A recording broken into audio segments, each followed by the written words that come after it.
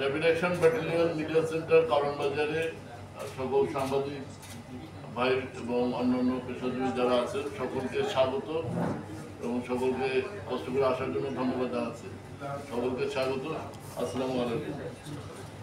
আমি rapid action battalion RAB 2 Mohammadpur ঢাকার অধিনায়ক মোহাম্মদ খালিদুল হক হাওলাদার। আমরা আজকে ব্রিফিংয়ের জন্য আপনাদের অনুগ্রহ করে আসার জন্য আমরা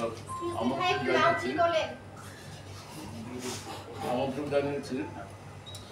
আপনারা জানেন র্যাব 2 আমাদের আজকের বিষয়বস্তু হলো রাজধানীর মোহাম্মদপুরের কবজিঘাটা গ্রুপের অন্যতম প্রধান সহযোগী সন্ত্রাসী মাদক ব্যবসায়ী চাঁদাবাজ এবং কিশোর গ্যাং লিডার মোহাম্মদ বাবু খান ওরফে টুন্ডা বাবু 31 টুন্ডা বাবুকে যৌথ অভিযান পরিচালনা করে গ্রেপ্তার করা হয়েছে। আমরা গ্রেপ্তার করেছি র্যাব 2 এবং র্যাব 6 যৌথভাবে অভিযান পরিচালনা করে আমরা গ্রেপ্তার করি। এটার বিষয়ে আপনাদের আমরা আরো বিস্তারিত অবহিত করব। আপনারা জানেন বাংলাদেশ আমার অহংকার এই স্লোগান নিয়ে আমরা র্যাব প্রতিষ্ঠালগ্ন থেকে বিভিন্ন ধরনের অপরাধীদের গ্রেপ্তারের লক্ষ্যে কাজ করছি। অবৈধ অস্ত্র, গোলাবারুদ, চাঁদাবাজ, সন্ত্রাসী, খুনি, ছিনতাইকারী, অপহরণ এবং প্রতারকদের গ্রেপ্তার করে সাধারণ জনগণের আস্থা অর্জন করেছে র্যাব ইতিমধ্যে। এছাড়া মাদকের ভয়াল বিস্তার রোধে র্যাব নিয়মিত মাদক বিরোধী অভিযান পরিচালনা করে যাচ্ছে। আপনারা জানেন মাদকের চোরাচালান, চোরা কারবারি, চোরাচালানের রুট পর্যন্ত আমরা পৌঁছে আমরা বিভিন্ন অভিযান পরিচালনা করি।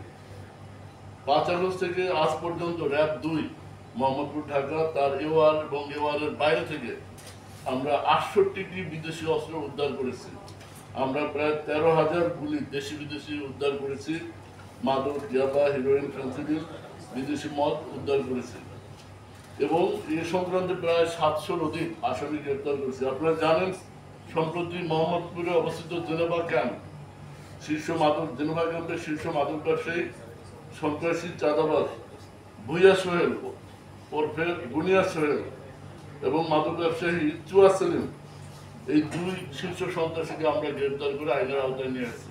এই জেনেভা ক্যাম্প একটি মাদকের স্বর্গরাজ্য ছিল। এই 2 টপ মাদক ব্যবসায়ীর পতনের পর মাদকটা অনেক নিয়ন্ত্রণ, জেনেভা ক্যাম্পে মাদক ব্যবসা এখন অনেকটা নিয়ন্ত্রণে। আপনারা জানেন মোহাম্মদপুর আদাবরে আলোচিত শীর্ষ সন্ত্রাসী কবজিঘাটা আনোয়ার যে এলাকার সাধারণ জনগণের মনে একটা আতঙ্ক ত্রাস তৈরি করেছিল, আমরা সে আনোয়ারকে গ্রেপ্তার করে আইনের আওতায় নিয়ে এসেছি। এরই ধারাবাহিকতায় গতকাল 2 জুলাই রাজধানী মোহাম্মদপুরের কবজিঘাটা আনোয়ার গ্রুপের প্রধান সহযোগী যার কথা বললাম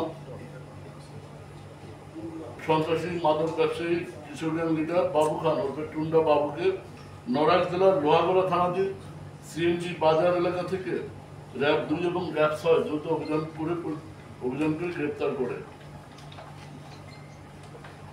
এই টুন্ডা বাবু এই বিস্তৃত ইতিহাস আপনারা জানেন। গত 18 ফেব্রুয়ারি 2005 তারিখে 2025-এ শ্যামলী হাউজিং এর 2 নং প্রজেক্ট থেকে এই টুন্ডা বাবুকে আমরা র্যাব 2 গ্রেপ্তার করেছিলাম। ওই সময় সামুরাই, ছুরি এবং কিশোর গ্যাংয়ের সদস্যের সাথে সে প্রায় শোডাউন করত। এই 2 তারিখে তার একটা শোডাউন ছিল এবং বিভিন্ন চ্যানেল তার এই যে চাঁদাবাজি সন্ত্রাসী কার্যকলাপের শোডাউনের ভিডিও নিয়ে আপনারা অনুসন্ধানী রিপোর্ট প্রকাশ করেছিলেন এবং এই রিপোর্ট ফুটেজ সামাজিক যোগাযোগ মাধ্যমে ভাইরাল হয়। আমরা আগে থেকেই তারপর নজরদারি রেখেছিলাম। গত 24 ফেব্রুয়ারি আমরা তাকে গ্রেপ্তার করি এবং তাকে তার বিরুদ্ধে আইনগত ব্যবস্থা গ্রহণ করে বিজ্ঞ আদালতে প্রেরণ করা হয়।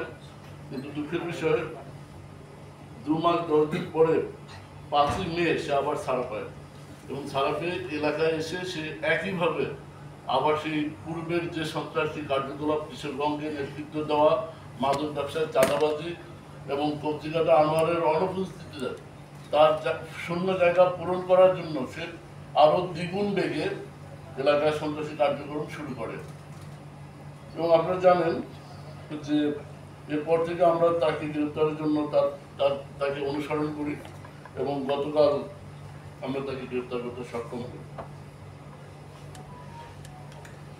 গত 29 জুন মাসে এই টুন্ডাবাবু মাদক ব্যবসায়ী রাজুকে এবং তার সহযোগীরা দেশীয় অস্ত্র দিয়ে কুপিয়ে মারাত্মক জখম করে।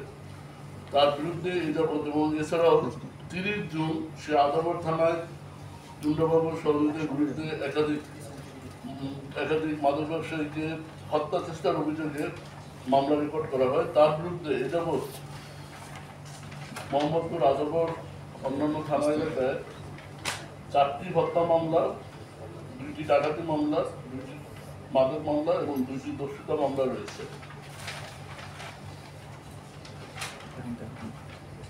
প্রাথমিক জিজ্ঞাসাবাদে টুন্ডাবাবু আমাদের জানায় যে কবজিঘাটা আনোয়ারের সাথে তার এক পর্যায়ে সুসম্পর্ক গড়ে ওঠে এবং সে আনোয়ারের রাইট হ্যান্ড হিসেবে সে কাজ করা শুরু করে।